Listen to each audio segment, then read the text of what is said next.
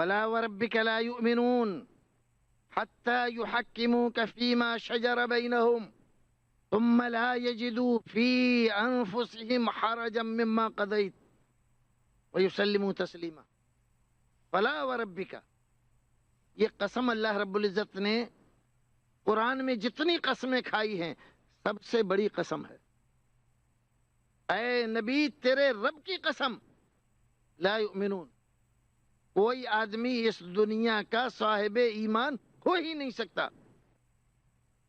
حتی یحکموک فیما شجر بینہم، جتنے اپنے نزاعی معاملات ہیں ان کے درمیان آپس میں، ان تمام میں آپ کے فیصلے کو آخری فیصلہ نہ مان لے جب تک، اور جو فیصلہ آپ کریں خوش دلی سے اس کو قبول نہ کر لیں، اس کے سامنے سر تسلیم خم نہ کر دیں۔ اگر دل میں کچھ ناراضگی، کچھ شک و شبہ، کچھ ناپسندیدگی باقی رہی، نماز پڑھیں، روزہ رکھیں، حج کریں، زکوٰۃ دیں، جو کچھ چاہیں کریں، کچھ بھی ہو سکتے ہیں لیکن مومن نہیں ہو سکتے، مومن نہیں ہو سکتے۔ اے مسلمانوں، اے امت مسلمہ کے جیالو، رسول اکرم کے ماننے والو، آپ کا کلمہ پڑھنے والو، کیا تم نے یہ آیت کریمہ سنی؟ یہ آیت کریمہ صرف اس زمانے کے لوگوں کے لیے نہیں ہے، آج کے زمانے کے لوگوں کے لیے بھی ہے اور قیامت تک آنے والے لوگوں کے لیے بھی ہے۔ فلا وربک لا یؤمنون حتی یحکموک فیما شجر بینہم، ہمارے جتنے بھی نزاعی معاملات ہیں، اختلافی مسائل ہیں ہمارے، ان تمام میں جب تک ہم رسول اکرم کے فرمان کو آخری درجہ نہ دے دیں کہ اس کے بعد نزاع نہیں رہے، ہم اس کو قبول نہ کر لیں، تب تک ہمارے ایمان کا کوئی مطلب۔ کوئی یہ کہے کہ میں مومن ہوں لیکن رسول کی بات نہیں مانتا، ساری باتیں مانتا ہوں لیکن بھئی یہ بات میری سمجھ میں نہیں آتی، میں یہ نہیں مانوں گا، یہ بات مجھ کو سمجھ میں نہیں آتی، بھئی یہ بات کیسے قبول کر لوں؟ اگر آدمی اس انداز سے سوچتا ہے اور اس انداز سے اپنی زبان سے بات نکالتا ہے تو وہ سمجھ لے وہ کچھ بھی ہو سکتا ہے، دانشور کہہ لے اپنے آپ کو، مصنف کہے، مؤلف کہے، مفتی کہے، حاجی کہے، نمازی کہے، کچھ بھی کہہ لے، لیکن مومن کہنے کا حق اس کو نہیں۔ کیوں؟ اس لیے نہیں ہے مومن کہنے کا حق اس کو کہ اللہ رب العزت انکار کر رہا ہے کہ وہ مومن نہیں۔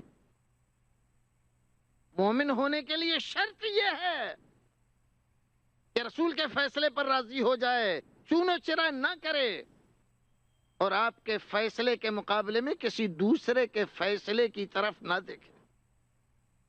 آپ کا حکم آ جانے کے بعد تمام طرف سے نظریں ہٹا لے۔ حضرت عمر بن الخطاب رضی اللہ تعالیٰ عنہ ایک بار رسول اکرم صلی اللہ علیہ وسلم کی مجلس میں حاضر ہیں، حضرت ابوبکر صدیق رضی اللہ تعالیٰ عنہ بھی بیٹھے ہوئے ہیں، بہت سارے صحابہ کرام بیٹھے ہوئے ہیں۔ حضرت عمر فاروق کے ہاتھ میں ایک صحیفہ ہے، رسول اکرم کچھ فرما رہے ہیں اور حضرت عمر کی توجہ اس صحیفے کی طرف ہے۔ رسول اکرم کی جب نظر پڑی تو چہرے کے تاثرات بدل گئے، رنگ بدل گیا، آنکھیں غضبناک۔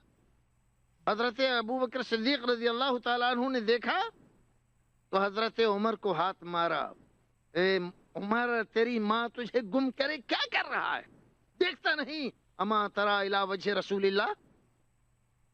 حضرت عمر فاروق رضی اللہ تعالیٰ عنہ کی نظر رسول اکرم کے چہرہ انور پہ پڑتی ہے، کانپ جاتے ہیں، زبان سے نکلتا ہے رضیت باللہ ربا وبالاسلام دینا وبمحمد نبیا، میں اللہ کو رب مان کر راضی ہوں، اسلام کو دین مان کر راضی ہوں، اور محمد صلی اللہ علیہ وسلم کو نبی و رسول مان کر راضی ہوں۔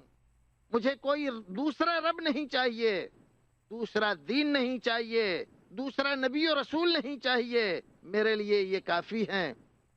اعلان رسول اکرم صلی اللہ علیہ وسلم کے سامنے، آپ کی مجلس میں، تمام صحابہ کرام کے سامنے حضرت عمر فاروق جب کر دیتے ہیں تو رسول اکرم صلی اللہ علیہ وسلم کے چہرے انور پر وہ جو خفگی کے آثار تھے زائل ہوتے، اور پھر آپ فرماتے ہیں عمر کیا ہو رہا ہے؟ امتحوکون کما تحوکت الیہود والنصارى، یہ کیا ہے؟ میری موجودگی میں یہ کیا پڑھ رہے ہو؟ اللہ کے رسول یہ توریت کے کچھ اوراق ہیں، بڑی اچھی باتیں اس میں لکھی ہوئی تھی، وہ پڑھ رہا تھا۔ فرمایا توریت تمہیں معلوم نہیں ہے، اگر موسیٰ علیہ السلام اس وقت میری موجودگی میں دنیا میں آ جائیں، ما وسعہ الا اتباعی، تو نجات ان کی بھی نہیں ہوگی جب تک میری اتباع و فرما برداری نہ کریں۔ حضرت موسیٰ علیہ السلام جلیل القدر پیغمبر ہیں، اولو العزم من الرسل میں ان کا شمار ہوتا ہے، توریت جیسی عظیم کتاب اللہ رب العزت نے ان کو دی ہے، بیمار نبی ان کی کتاب اور ان کی شریعت کی تجدید کے لیے اللہ رب العزت نے بھیجے ہیں، لیکن اس کے باوجود رسول اکرم کے آ جانے کے بعد حضرت موسیٰ علیہ السلام اگر دنیا میں آئیں گے تو اپنی شریعت پر عمل نہیں کر سکتے، رسول اکرم کے امتی بن کر آپ کی شریعت پر عمل کر کے ہی جنت پا سکتے ہیں۔ عظمتیں رسول اکرم صلی اللہ علیہ وسلم کی یہاں قرآن ظاہر کر رہا ہے، بیان کر رہا ہے، فلا وربک لا یؤمنون، کوئی آدمی ایمان والا ہو نہیں سکتا جب تک کہ رسول اکرم صلی اللہ علیہ وسلم کے فیصلے کو آخری فیصلہ نہ مان لے، راضی نہ ہو جائے۔ اگر دل میں کچھ کراہت ہے ایمان نہیں۔ نبی اکرم صلی اللہ علیہ وسلم کی تعظیم توقیر صرف یہ نہیں کہ اللہ رب العزت نے کی ہے بلکہ اس کا حکم دیا ہے، وَتُعَذِّرُوهُ وَتُوَقِّرُوهُ، میرے نبی کی تعظیم و توقیر کرو۔ تعظیم، توقیر، محبت یہ اختیاری چیز نہیں ہے، دل میں آئے تو تعظیم کر لی، دل میں آئے تو توقیر کر لی، دل میں آیا تو محبت کر لی، نہیں، فرائض میں سے ہے، واجبات میں سے ہے۔ اگر ان چیزوں سے جی چراؤ گے تو ایمان ہاتھ سے چلا جائے گا۔ لا یؤمن احدکم حتی اکون احب الیہ من والدہ وولدہ والناس اجمعین، وہی آدمی ایمان کا دعویٰ کرے اور مجھ سے زیادہ اپنے باپ سے محبت کرے، اپنے بیٹے سے محبت کرے، اپنے کسی اور ذات سے محبت کرے اور پھر ایمان کا دعویٰ کرے، جھوٹا ہے یاد۔ ایمان کا دعویٰ تبھی کر سکتا ہے جب باپ سے زیادہ مجھ سے محبت کرے، بیٹے سے زیادہ مجھ سے محبت کرے، اپنی ماں سے زیادہ مجھ سے محبت کرے، اپنے محبوب سے زیادہ مجھ سے محبت کرے۔ اگر میری محبت سب سے اعلیٰ و عرفہ ہے تب اس کو یہ حق پہنچتا ہے کہ وہ اپنے آپ کو مومن اور مسلمان کہے، ورنہ نہیں پہنچتا۔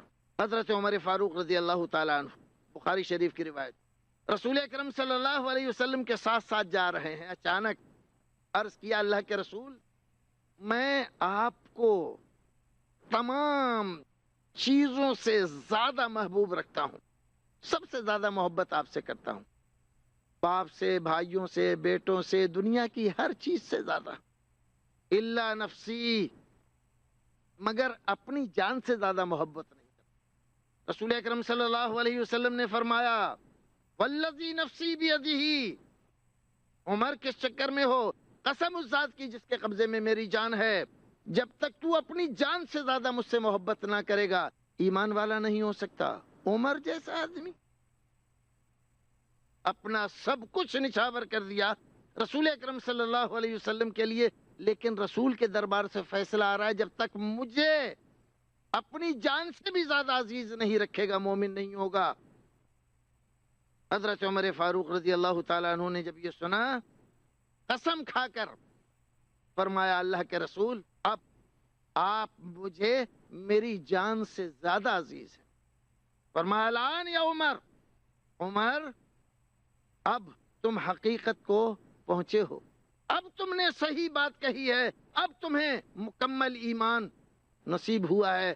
جو آدمی رسول اکرم صلی اللہ علیہ وسلم کی محبت اپنے باپ، بیٹے، بھائی، بیوی، رشتہ دار، ناطے دار، تجارتیں، کاروبار، مکانات، ان تمام سے زیادہ آپ سے محبت نہ کرے۔ قل ان کان آباؤکم و ابناؤکم، یہ آیت کریمہ پوری کی پوری پڑھیے اور پھر دیکھیے آخر میں دیکھیے اللہ رب العزت آیت کے آخر میں فرماتا ہے اللہ رب العزت فاسقوں کو پسند نہیں کرتا۔ کیا مطلب؟ کہ جس آدمی کے دل میں رسول اکرم صلی اللہ علیہ وسلم کی محبت سے زیادہ اس کے باپ کی محبت ہے، اس کے بیٹے کی محبت ہے، اس کی بیوی کی محبت ہے، اس کے بھائیوں کی محبت ہے، اس کی تجارتوں کی محبت ہے، اور اس کے کاروبار کی محبت ہے، اس کے محلات اور مکانات کی محبت ہے، یہ آدمی جب تک آپ کی محبت کو ان تمام محبتوں پر آپ کے لائے ہوئے مشن سے زیادہ محبت اگر ان سے رکھتا ہے تو یہ فاسق تو ہو سکتا ہے، مومن نہیں ہو سکتا۔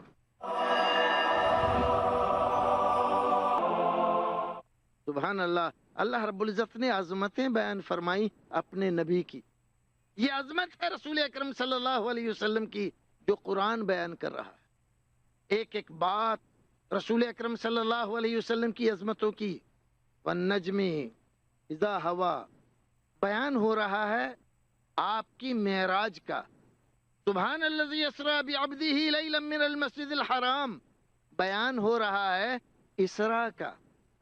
کہیں اسراء کا بیان ہے، کہیں معراج کا بیان ہے، کہیں بدر کا بیان ہے، کہیں احد کا تذکرہ ہے۔ قرآن شریف نے رسول اکرم صلی اللہ علیہ وسلم کی زندگی کو اتنی وضاحت کے ساتھ بیان فرمایا ہے کہ ساری سیرت رسول قرآن کی تشریح معلوم ہوتی ہے۔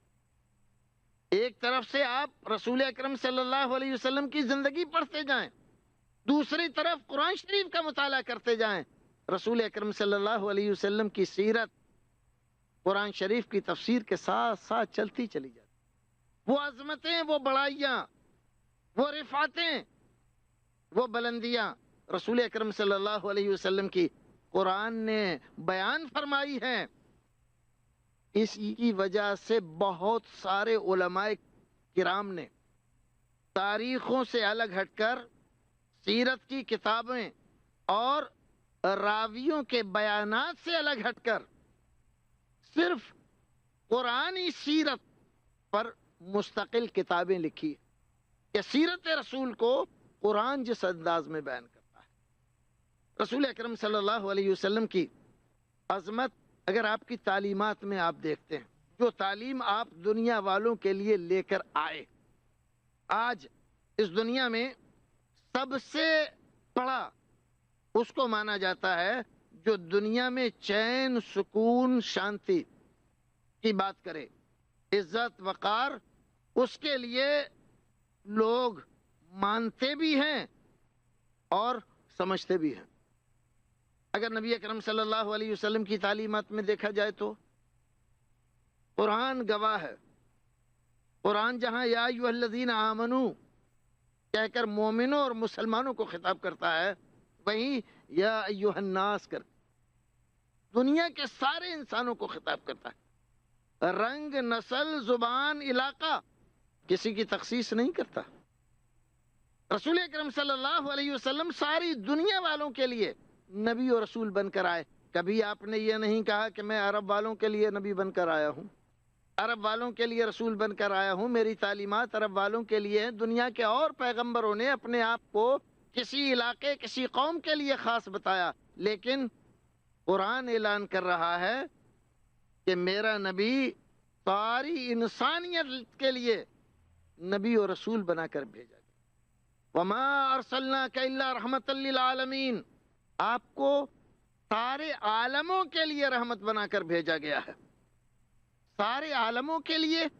آج دنیا میں غریب، مسکین، نردھن، پھر عورتیں، پھر ایسے لوگ جو بیچارے جاہل ہیں، کسی خاص علاقے میں رہتے ہیں، ان کے پاس کوئی وسائل نہیں ہیں، رسول اکرم صلی اللہ علیہ وسلم کی تعلیمات اگر دیکھو تو ہر ایک کے لیے سراپا رحمت ملیں گی۔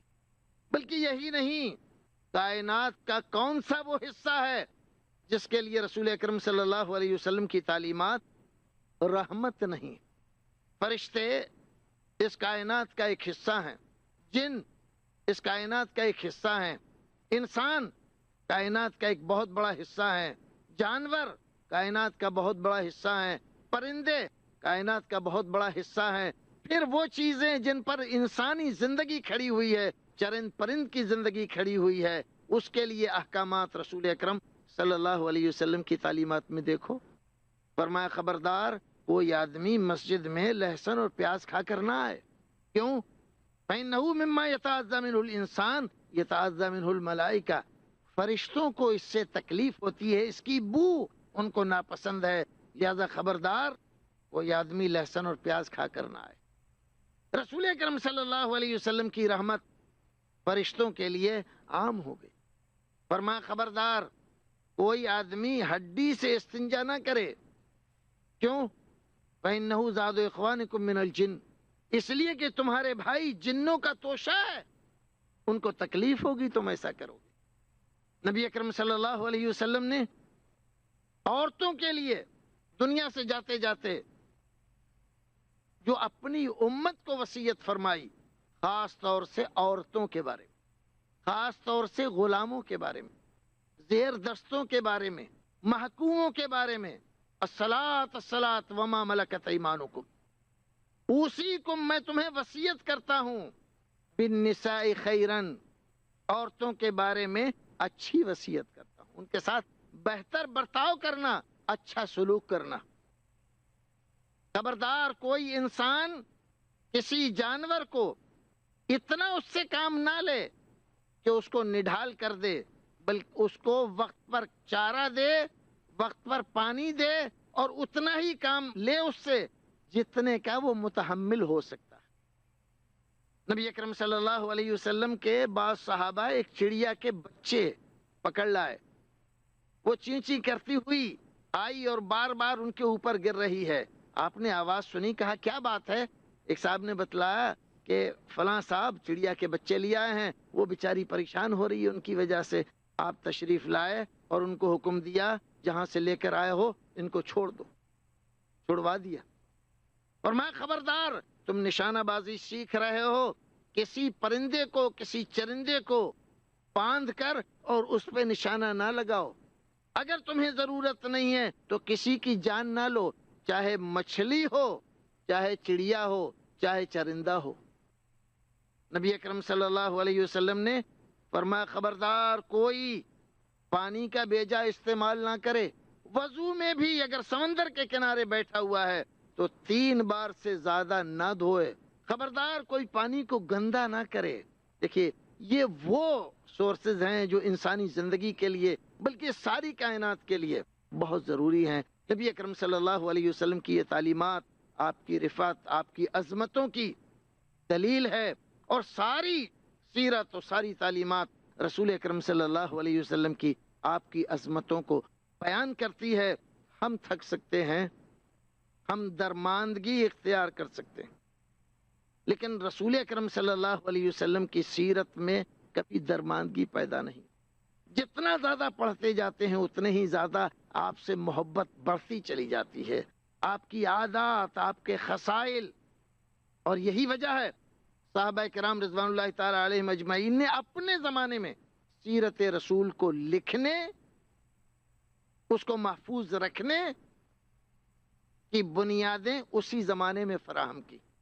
حضرت انس، حضرت عبداللہ ابن بسر المازنی اور حضرت محمود ابن ربیع اور حضرت واصلہ، یہ 4 صحابہ کرام اس اعتبار سے نہایت ممتاز ہیں کہ رسول اکرم صلی اللہ علیہ وسلم کے صحابہ کرام میں سب سے آخر میں یہ دنیا سے گئے ہیں۔ ان حضرات نے رسول اکرم صلی اللہ علیہ وسلم کی سیرت کو اپنے زمانے میں محفوظ رکھا۔ دنیا میں کوئی شخصیت ایسی نہیں کہ اس کی زندگی کے حالات و واقعات سے لے کر اس کے جسم کے ایک ایک عضو اور حصے کو، آپ کی ناک کیسی تھی، آنکھیں کیسی تھیں، بال کیسے تھے، داڑھی کیسی تھی آپ کی، اور آپ کے رخسار کیسے تھے، آپ کے ہاتھ کیسے تھے، قد کتنا تھا، ایک ایک چیز صحابہ کرام رضوان اللہ تعالی علیہم اجمعین نے محفوظ کر کے رکھی۔ دنیا میں کسی بھی نبی، رسول، پیغمبر، یا کسی اور ذات ریفارمر کے ایسے حالات موجود نہیں ہیں۔ یہ عظمتیں ہیں رسول اکرم صلی اللہ علیہ وسلم کی سیرت کی۔ ان عظمتوں کو ہمیں سمجھنا چاہیے اور اس پیغام کو دنیا والوں تک پہنچانا چاہیے۔ جتنا ہم سیرت کو دنیا کے سامنے پیش کر سکیں گے اتنا ہی زیادہ ہم اپنے آپ کو محفوظ کر سکیں گے۔ رسول اکرم صلی اللہ علیہ وسلم کی تعلیمات آپ کی سیرت سے جدا نہیں۔ آپ کی تعلیمات، آپ کی سیرتیں، آپ کا لایا ہوا قرآن، یہ سب رسول اکرم صلی اللہ علیہ وسلم کی سیرت ہی سے متعلق ہے، اور ایک ایک چیز آپ کی عظمتوں کو بیان کرتی ہے۔ حقیقت یہ ہے آپ کی عظمتوں کو یا اللہ جانتا ہے یا قرآن بیان کرتا ہے، کسی انسان کے بس میں نہیں ہے کہ وہ رسول اکرم صلی اللہ علیہ وسلم کی عظمتوں کو صحیح معنی میں یا مکمل طور پر بیان کر سکے۔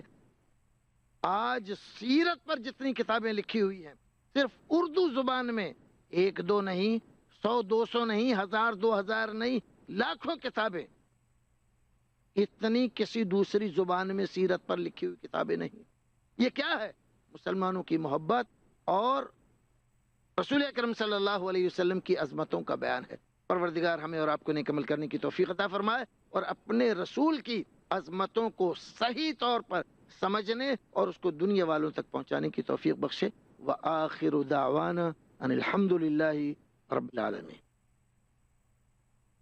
محترم حاضرین، ہم اور آپ اپنے مہمان خطیب جناب شیخ رضا اللہ عبد الکریم مدنی حفظہ اللہ کی زبان سے عظمت رسول کی بنیادیں، اس موضوع پر ایک بہت ہی مدلل اور پرمغز تقریر سن رہے تھے اور اپنے قلوب و اذہان کو گرما رہے تھے۔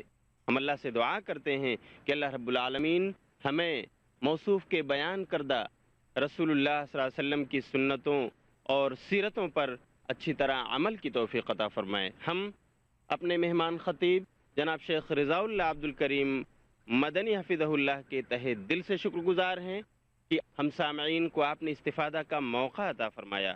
اللہ رب العالمین آپ کو اس کا اجر جزیل عطا فرمائے، اور ہم اللہ سے دعا کرتے ہیں کہ اللہ رب العالمین ہمیں اور آپ کو نبی صلی اللہ علیہ وسلم کی سیرت و سنت جو آپ کی زبان سے بیان ہوئی ہے اس پر عمل کی توفیق عطا فرمائے۔